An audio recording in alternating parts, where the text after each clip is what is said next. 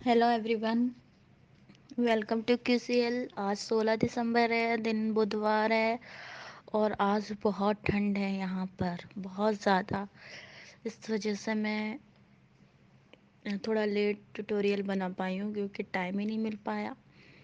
तो स्टार्ट करते हैं हमारी सबसे पहली न्यूज़। वार्ता के लिए तैयार मोदी जी। प्रधानमंत्री ने कहा, किसानों के कंधे पर बंदूक रखकर चला रहा है विपक्ष। आज तो आवाज भी नहीं निकल रही है। चलिए, खैर। प्रधानमंत्री नरेंद्र मोदी ने मंगलवार को कांग्रेस का नाम लिए बिना कहा कि विपक्ष किसानों के कंधे पर रखकर बंदूक चला रहा है। दिल्ली के आसपास जमा हुए किसानों को साजिश के तहत गुमराह किया जा रहा है। सत्ता में रहते हुए जो लोग किसानों का भला नहीं कर सकते, वे अब उन्हें गुमराह कर मुक्त बाजार का लाभ उठाने से रोकने के लिए भ्रमित कर रहे हैं। प्रधानमंत्री जी ने कहा, मैं दोहराना चाहता हूं कि मेरी सरकार आपकी सभी आशंकाओं का समाधान करने के लिए 24 घंटे तैयार है।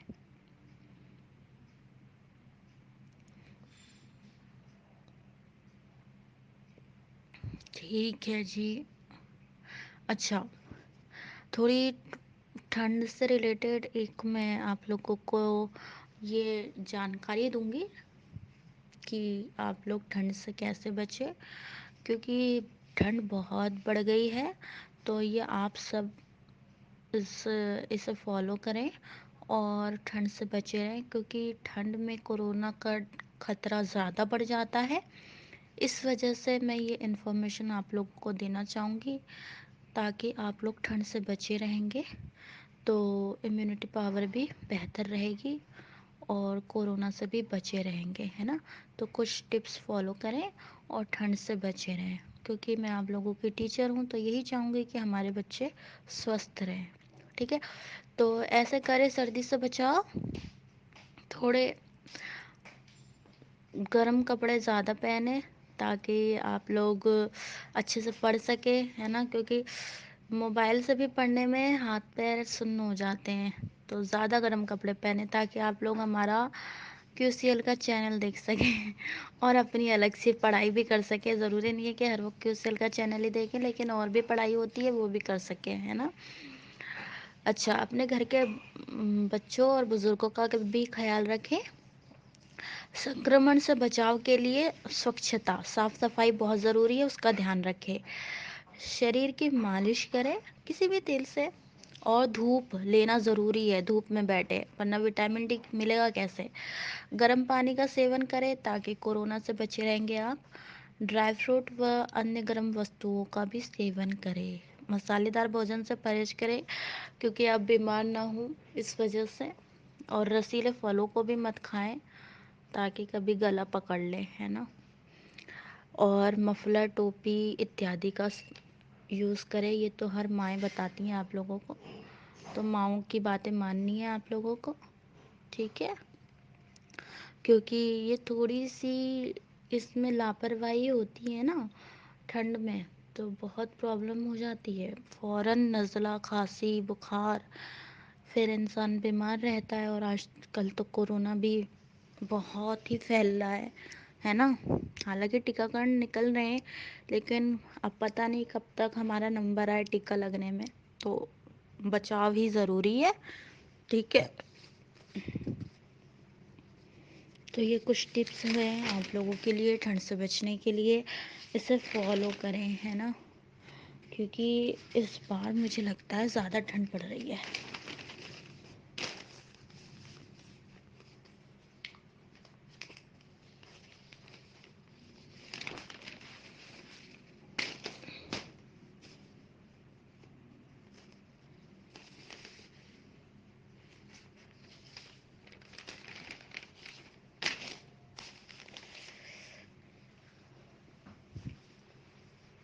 हमारी अगली न्यूज़ है, देखिए, हम कह ही रहे थे और ये बात सही हो गई कि ठंड ज़्यादा है। शीतलहर से बड़ी ठिठुरन, उत्तर भारत में और गिरेगा पारा। ये मैंने आप लोगों को इसलिए बताया है कि जो भी उत्तर भारत में रह रहे हैं हमारे बच्चे, वो याद रखे कि ठंड से बचाव कितना ज़रूरी है। और ये अखबार में भी आई है, मतलब न्यूज़पेपर में भी आया है, तो इसलिए और ठंड बढ़ने वाली है। जिन्होंने अभी तक ठंड से बचाव नहीं किया है वो कर लें, है ना। ठीक है, तो हमारी अगली न्यूज़ है, तीसरी सबसे बड़ी इकोनॉमी होगा भारत, अंबानी। एशिया के सबसे धनी व्यक्ति रिलायंस इंडस्ट्रीज लिमिटेड RIL के चेयरमैन मुकेश अंबानी ने कहा कि अगले 2 दशकों में भारत की गिनती दुनिया की 3 सबसे बड़ी इकोनॉमी में होगी। फेसबुक के CEO कौन है? मार्क जुकरबर्ग के साथ मंगलवार को हुई बातचीत में उन्होंने कहा कि अगले 2 दशकों में इस प्रगति के दम पर देश की प्रति व्यक्ति आय वर्तमान के करीब $2000 यानी लगभग 1.5 लाख से बढ़कर $5000 पर पहुंच जाने की उम्मीद है। इस दौरान भारत एक डिजिटल सोसाइटी के तौर पर विश्व पटल पर उभर कर सामने आएगा। इसमें मध्यम वर्ग की भूमिका अहम साबित होने वाली है। उनके मुताबिक देश में मध्यम वर्ग का सालाना विस्तार 3 से 4% की दर पर होगा।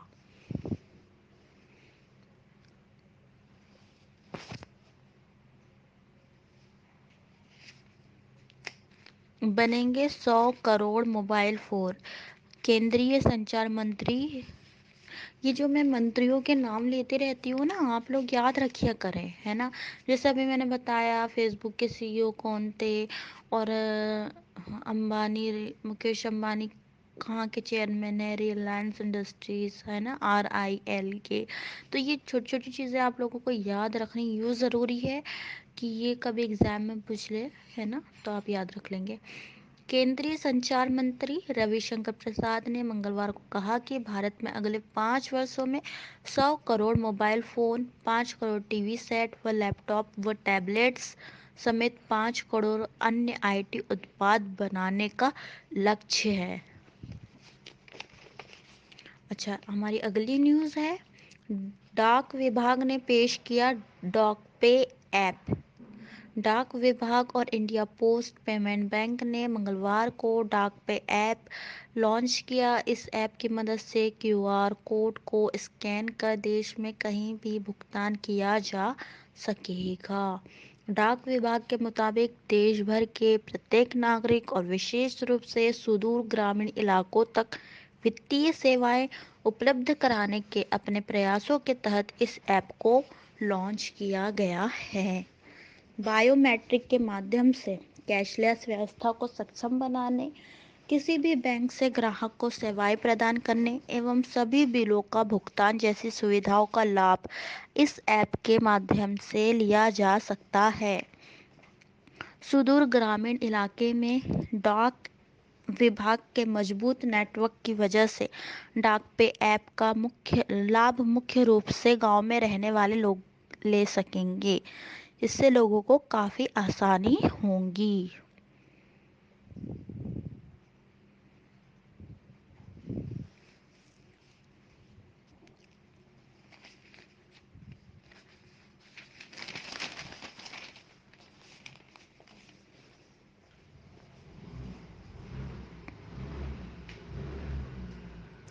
वॉइस, हमारी अगली न्यूज़ है, वॉइस एडमिरल श्रीकांत का कोरोना से निधन। भारतीय नौसेना के वाइस एडमिरल श्रीकांत का मंगलवार सुबह यहां बेस अस्पताल में कोरोना जनित जटिलताओं से निधन हो गया। नौसेना के वरिष्ठ पनडुब्बी अधिकारी 31 दिसंबर को सेवानिवृत्त होने वाले थे। उनके निधन पर रक्षा मंत्री राजनाथ सिंह ने शोक व्यक्त करते हुए कहा कि सी बर्ड के महानिदेशक तथा वाइस एडमिरल श्रीकांत का असामयिक निधन अत्यंत दुखद है। नौसेना तथा रक्षा मंत्रालय राष्ट्र के प्रति उनकी उल्लेखनीय सेवा के लिए उन्हें हमेशा याद रखेगा।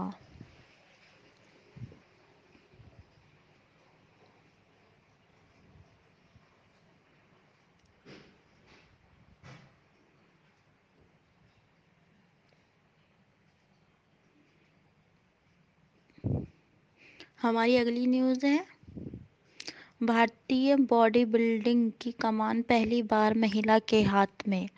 बॉडी बिल्डिंग को भारत में खेल से ज़्यादा शौक के रूप में पहचान मिली है। इसमें पुरुष वर्ग ही ज़्यादा हिस्सेदारी रखता है और महिलाओं की हिस्सेदारी बहुत ही कम है, मगर पहली बार भारतीय बॉडी बिल्डिंग महासंघ IBBF की कमान एक महिला को सौंपी गई है। मंगलवार को हुए चुनाव में महासचिव सहित 3 अहम पदों पर महिलाओं को चुना गया। पद्मश्री अवॉर्डी व पूर्व विश्व चैंपियन प्रेमचंद डिंगरा और बॉडी बिल्डिंग के अंतर्राष्ट्रीय संगठन के महासचिव चेतन पटारे की उपस्थिति में सभी पदों पर निर्विरोध निर्वाचन हुआ। नई कार्यकारिणी का कार्यकाल 4 साल का होगा। दिल्ली के अरविंद मधोक को अध्यक्ष, जबकि महाराष्ट्र की हिरल सेठ को महासचिव चुना गया। मध्य प्रदेश के अतिन तिवारी कोषाध्यक्ष बने। संगठन में 2 अन्य महिलाएं, तुलसी सुजन गुजरात उपाध्यक्ष व सुमित्रा त्रिपाठी ओडिशा को कार्यकारिणी सदस्य के रूप में स्थान मिला। अच्छा, खेल से रिलेटेड भी क्वेश्चन आते हैं ना, इसलिए बता दिया है। इन्होंने कहा भी है खेल की न्यूज़ बताने के लिए, और कहा है कि फिल्म इंडस्ट्री और स्पोर्ट्स की न्यूज़ भी एक आध दो बता दिया करें। मैसेज बहुत आए इनके लोगों के।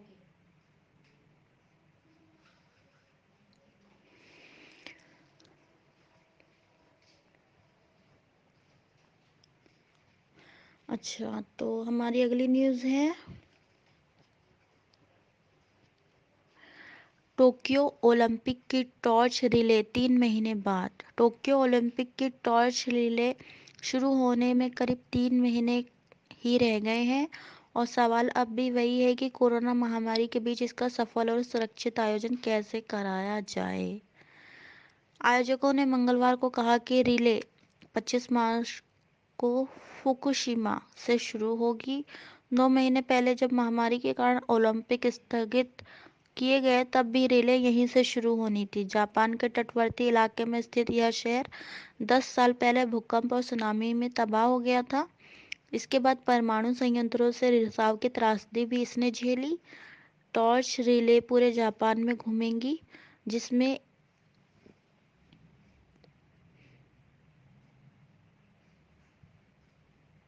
10,000 धावक और सैकड़ों अधिकारी भाग लेंगे। इसमें स्थानीय रहवासी शामिल नहीं हैं। पता नहीं है, टॉर्च रिले पता नहीं कौन सा खेल है ये। अच्छा ठीक है। लोगों ने -44 डिग्री को बना दिया खेल। बीजिंग की न्यूज़ है ये। आप जहाँ रहते हैं वहाँ का मौसम कैसा भी हो, आपके लिए ज़्यादा कठिन नहीं होता है। ऐसा ही कुछ चीन के एक गांव को देखकर लगता है, जहां पिछले दिनों तापमान बहुत नीचे पहुंच गया, लेकिन स्थानीय लोगों के लिए यह खेल बन गया। चीन के सबसे उत्तरी शहर में मोहे में रविवार को तापमान -44 डिग्री रिकॉर्ड किया गया। इस दौरान लोग घरों से बाहर निकले। वे अपने अपने घरों से थर्मस ले आए जिसमें गर्म पानी भरा था, लेकिन लोगों ने अपने तरीकों से गर्म पानी को आसमान में उछाला और खूब फोटो क्लिक की। हालांकि गर्म पानी आसमान में पहुंचते ही जम जाता था और अलग अलग आकृति बनाता था। यह शहर अपने कम तापमान के लिए जाना जाता है। यहाँ पर -52 डिग्री तापमान भी रिकॉर्ड किया जा चुका है। मोहे उत्तरी शहर मोहे, चीन के सबसे उत्तरी शहर मोहे, ये सबसे कम डिग्री तापमान के लिए जाना जाता है।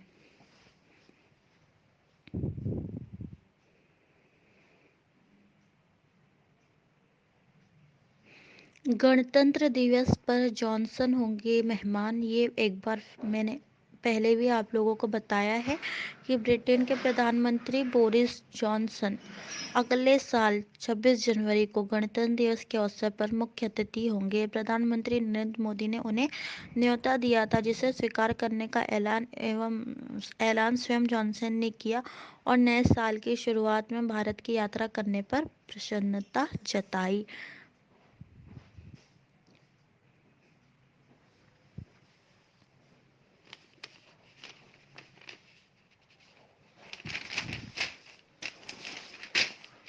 हमारी अगली न्यूज़ है, प्रख्यात विज्ञानी रुद्रम नरसिम्हा का निधन। देश के रॉकेट कार्यक्रम को दिशा देने वाले और दूसरे व तीसरे सर्वोच्च नागरिक सम्मान पद्म विभूषण व पद्म भूषण से सम्मानित प्रख्यात एरोस्पेस विज्ञानी रुद्रम नरसिम्हा का निधन सोमवार रात बेंगलुरु के एक निजी अस्पताल में हो गया।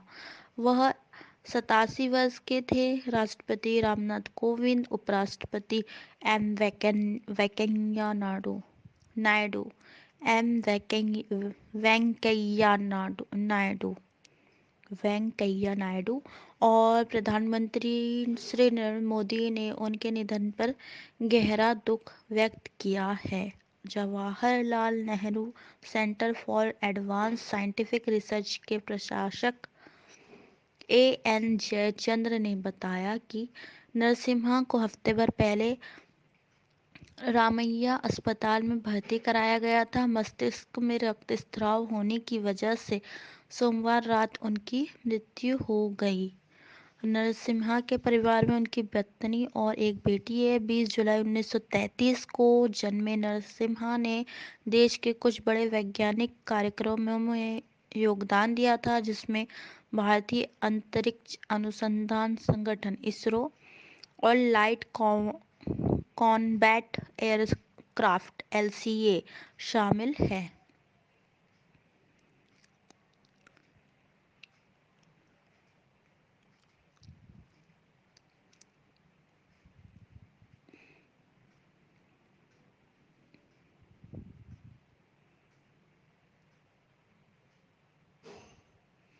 हमारी अगली न्यूज़ है, हैदराबाद में सालार जंग संग्रहालय की स्थापना हुई।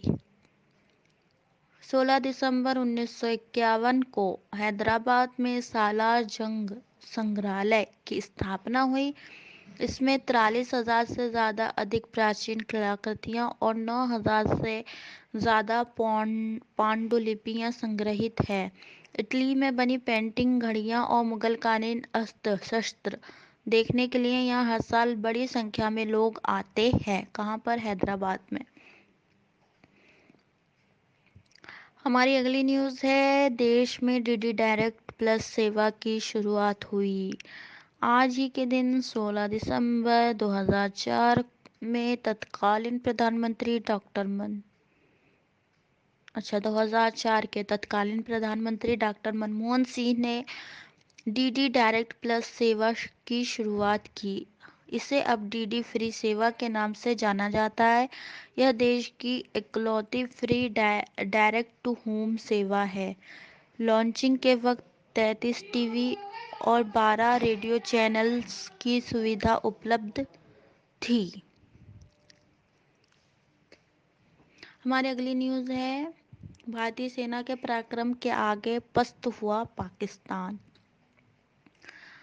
16 दिसंबर 1971 में भारतीय सैनिकों के आगे पाकिस्तान सेना ने घुटने टेक दिए थे।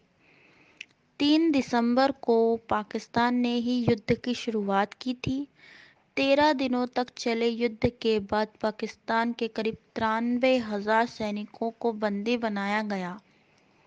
पूर्वी पाकिस्तान के नेता मुजीबुर्रहमान की पार्टी को मिले बहुमत को पश्चिमी पाकिस्तान के नेताओं ने स्वीकार नहीं किया। इसके बाद वहां मुक्ति संग्राम शुरू हुआ। करीब 3900 भारतीय सैनिकों ने शहादत दी। 3,900। ठीक है। इस जीत पर देश में विजय दिवस के रूप में मनाया जाता है। इस जीत को देश में विजय दिवस के रूप में मनाया जाता है। मतलब आज विजय दिवस है, 16 दिसंबर है ना। तो अच्छा, हमारी अगली न्यूज़ है, ब्रिटेन में कसा इंटरनेट मीडिया पर शिकंजा। ब्रिटेन ने इंटरनेट उपभोक्ताओं की सुरक्षा के लिए बड़ा कदम उठाया है। अब उपभोक्ताओं को नुकसानदेह सामग्री परोसने पर कंपनी को कड़े कानूनों का सामना करना होगा। कानून के तहत संबंधित इंटरनेट मीडिया कंपनी पर 18 मिलियन पाउंड करीब पौने 200 करोड़ रुपए भारतीय रुपए, ठीक ना, पौने 200 करोड़ भारतीय रुपए, यह कंपनी के ग्लोबल टर्नओवर का 10% हिस्सा जो भी ज्यादा हो जुर्माना लगाया जा सकेगा। कानून के लागू होते ही इस दायरे में फेसबुक, ट्विटर और टिकटॉक जैसी बड़ी कंपनियां भी आ जाएगी। गृह मंत्री प्रीति पटेल और डिजिटल मंत्री ओलिवर डाउडेन ने यह नया कानून तैयार किया है। इसके दायरे में internet media sites, websites, apps व अन्य सर्विस होंगी जो उपभोक्ता वो ऑनलाइन कंटेंट उपलब्ध कराती है। कानून के दायरे में वह कंपनी भी होंगी जो लोगों को विचार व्यक्त करने के लिए प्लेटफॉर्म्स उपलब्ध कराता है। ब्रिटेन की regulatory body office of communication को इसके लिए उत्तरदायी बनाया गया है। इसको कानूनों के माध्यम से सशक्त बनाया गया है। अच्छा, आज की हमारी आखिरी न्यूज़ है, जो बाइडन की जीत पर लगी मुहर। अमेरिका के निर्वाचन मंडल इलेक्टोरल कॉलेज ने जो बाइडन को देश के राष्ट्रपति और भारतीय मूल की सीनेटर कमला हैरिस को उपराष्ट्रपति के पद के लिए बहुमत देकर उनकी जीत की औपचारिक पुष्टि कर दी है।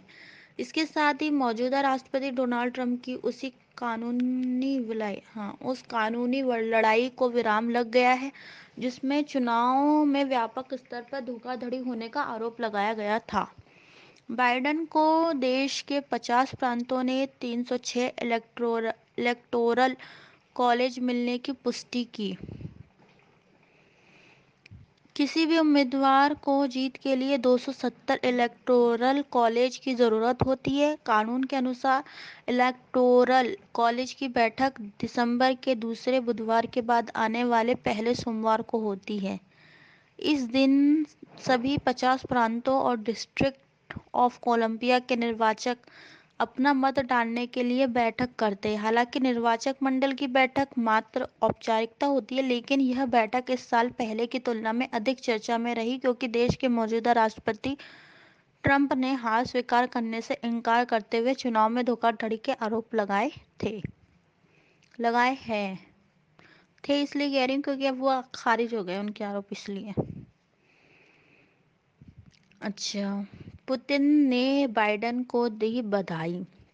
रूसी राष्ट्रपति व्लादिमीर पुतिन ने मंगलवार को अमेरिका के नवनिर्वाचित राष्ट्रपति जो बाइडन को चुनाव जीतने पर बधाई दी।